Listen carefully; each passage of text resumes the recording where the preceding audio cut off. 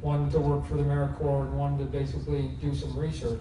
So she's a doctor plus 2 skip years. And that's how long it takes to go from issue 1 to issue 300. 27 years of my life to get there, with a lot of great help from a lot of great people.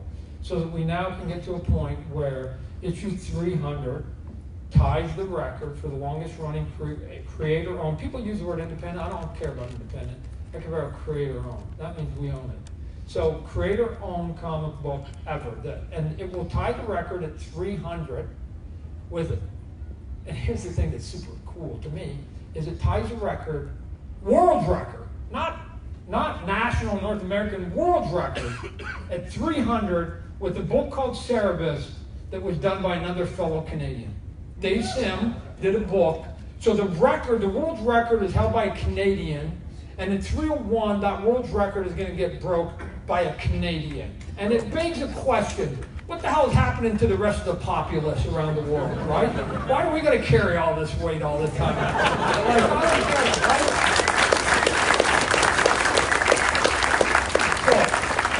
Maybe they just have more variety in their diet and they like to try more than one thing over the course of 30 years. And we're just like dogs in a bone and we chew for 30 years and we just don't know that there's more than one flavor, right?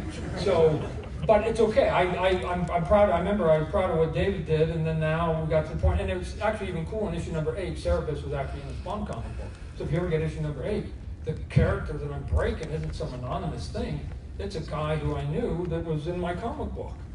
And I'm going, and he did this cool pinup. We actually got Cerebus dressed as Spawn, so it's super cool. And so now we get to the point that we're now here, September 4th, Spawn 300 comes out. This is the only copy, they just shipped it to me from the printer that's in Canada right now. This is the actual book right here. And so some of the people that helped me out on there, Greg Capullo does the big piece on it, and I'm super proud. I knew when I put a bunch of people together that the person I had to get to come back had to be Greg. If I want to make this as special as I thought, it wasn't that I was going to come back. It wasn't that some other people. It had to be Greg, because he did to me the definitive one. And so I went to Greg's house, and I talked to him, and he was sitting there, and finally I just went, let me just tell you what my story is. As a matter of fact, let me just skip to the end. And I acted it out, and he'll tell you that it was like, whoa, oh cool, I'll draw that. And so there's a cliffhanger in 300.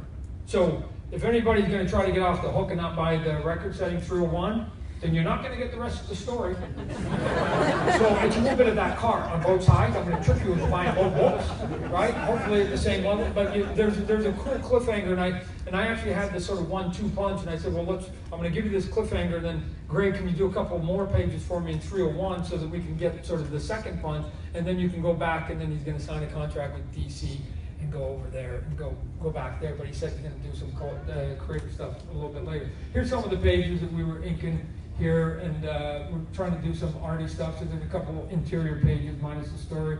The other guy that I brought on was J. Scott Campbell. Now here's J. Scott Campbell's an interesting one. I don't know if you guys know, he called him Jeffrey Scott Campbell, but he likes to go by the name of Scott. So don't make the mistake I did. I kept calling him Jeff, and he's like, Scott. So okay, so Scott, when I refer to him as Scott, he does all these cool covers, but when I was talking to him, I went, Scott, you can't just do a cover, that's too easy. I have to be able to announce you're doing interior artwork. And if you do interior artwork, that's going to be the moment when I sat with the retailers in Vegas, there was 400 of them, and I actually announced the lineup for Spawn 300, that I can't just say you're doing a cover. They just came out with Action 1000, had a bunch of covers. They just came out with Detective 1000, had an ungodly amount of covers, and they went, so I go, no, I want to do it that anybody who does a cover also does interior artwork, period. So he was like, okay, and then I go, you got to give me at least 8 pages. He goes, how many? I think I got to be between 6 and 8. And it ended up being that he got so into it, he goes, can I do 9? And because he goes, I want to do this 2-page spread at the end. And I went, dude, you can give me as many pages as you want. So he's got a big ending in his pages. So he's going to be coming in here. That's going to be super cool. I don't want to show you the best pages, because I'm hoping you go and buy the book. Because if I blow it here, it's like a bad trailer. You know, everything's in the trailer. You don't have to go to the movie. So I'm not going to give you that one. Sean Alexander is the current artist on the book. He's doing this cool, funky, gnarly, nasty look in the book that is about as close to what the Spawn movie is going to look like. So if you want dark, twisted, ugly, that's what my movie is going to be. It's not going to be PG-13. It's not going to be superhero Todd, Greg, Scott, Campbell look. It's going to be way closer to the nastiness. If you go back, the nastiness of like this image right here, right? That thing that looks more like a monster, right? That when it comes, it will just come and take you out and not say a word, and you will be gone if you're one of the bad guys. So he's doing some cool stuff on the book. And then the last guy that came on the book was Jerome LePain. He does a lot of cool covers, and he does all these things here. So I said, hey, I want you to do one of the covers that basically teases. I'm not saying everybody on that cover is going to be in this book. I'm saying when people say, Todd, how do you get up to issue 600? Oh, I've got my plans.